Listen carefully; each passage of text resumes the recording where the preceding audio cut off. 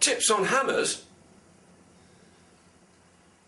Two important safety tips with hammers and maintenance of is keeping the face clean and dry. You don't want any grease on there because it could skid off the head of the fastener. So simply take some glass paper or emery paper and using a circular action ensure that that surface is always in a good condition. Likewise the grip.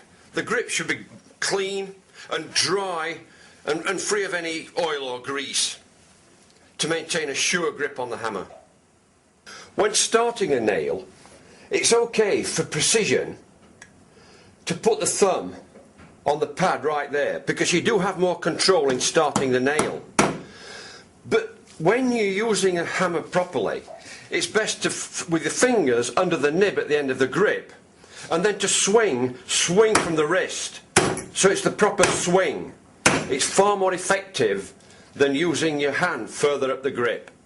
When starting to drive a nail, it's a good idea to hold the nail under the head rather than hold it down at the surface, because if you accidentally miss the head, it's a solid blow onto your finger or thumb. Whereas if you strike off the head, then that distance from the thumb to the surface will absorb some of the blow, so it's less painful. So that's always the best idea, to start holding under the head of the nail and then clear when driving the nail in. When extracting the nail, you can pull up to a 50mm nail with one sweep of the curve.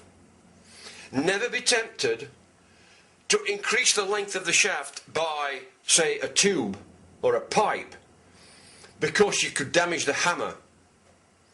You simply need to pack up under the claw and pull until the nail's out. Common finish nails have a sharp point, but unfortunately that can sometimes split the wood that you're trying to fasten. To avoid that, simply turn the nail over and hit the point. By blunting the point, that will ensure that when you're driving the nail in, it won't split the wood. Driving small nails is always tricky because of the length and the finger and the thumb holding it. However, if you push the small nail through a card, and then it's simple to hold the card, drive the nail and finish. Never ever be tempted to drive the claw of the hammer by another hammer. This can be dangerous.